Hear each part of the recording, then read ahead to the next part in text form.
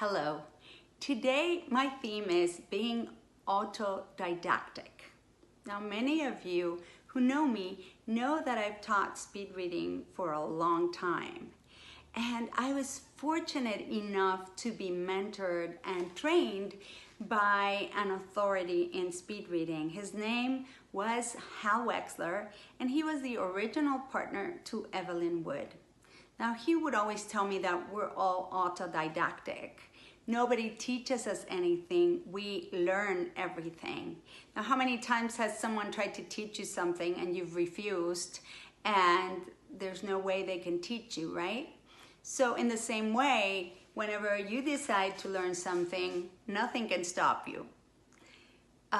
So I've proven, he would always give me these theories that were so crazy, and me being the skeptic that I am, I would always go out and try them first before I ever attempted to teach anyone whatever he was feeding me so that I could teach it. I miss him tremendously because he was such a creative force, and there was some sort of magic happening between us that we would spark each other's creativity. Now, I don't need a lot of help being creative and coming up with ideas, and neither did he, but together we were a force to be reckoned. And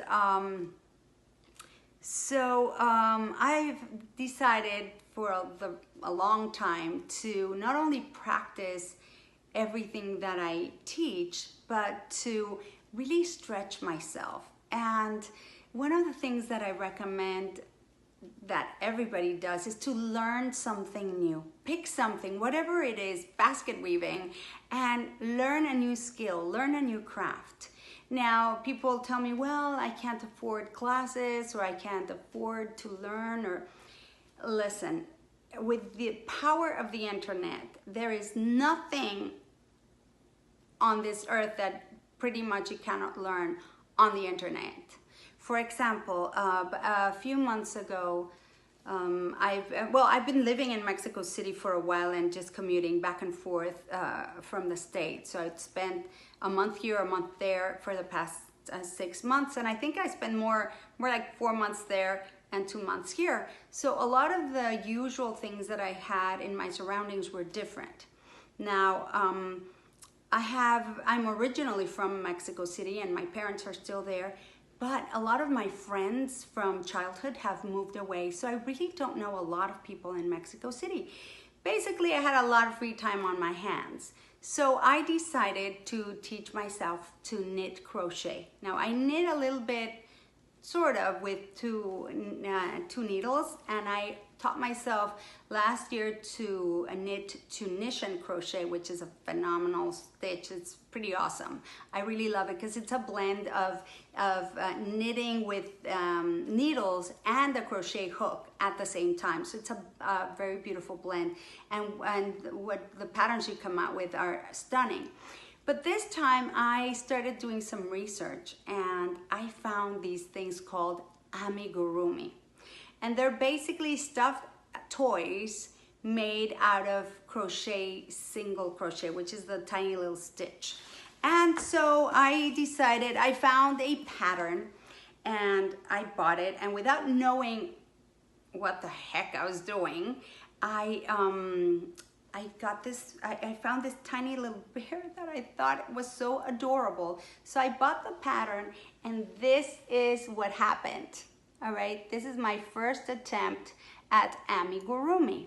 So if you look at it, it's pretty darn cute. Look, the legs move. Ooh. And well, the head is a little bit loose. So I could probably add a little bit more stitches to kind of tighten the neck, but it is really not a problem, especially not in the winter, because I have knitted a scarf for it.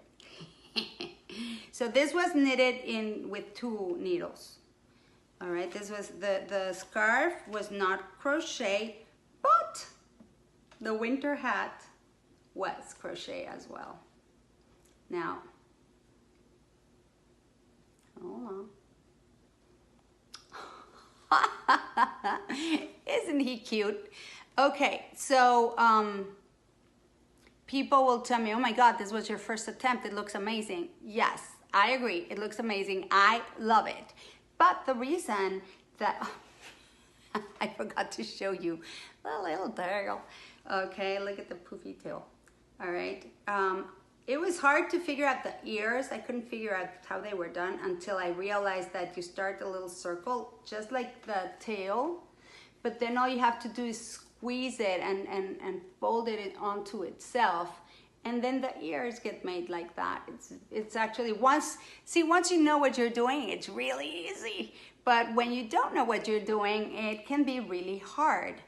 And I attribute my ease of learning a lot of things because of the speed reading, because I have trained my brain to process information quickly, to understand more and push myself and push my brain to actually trust itself, because a lot of information, you get it, you know it, but then the mind kicks in and you start second guessing yourself and thinking that you can't do it or you don't know how or whatever. I also knitted this beautiful basket. I have to give credit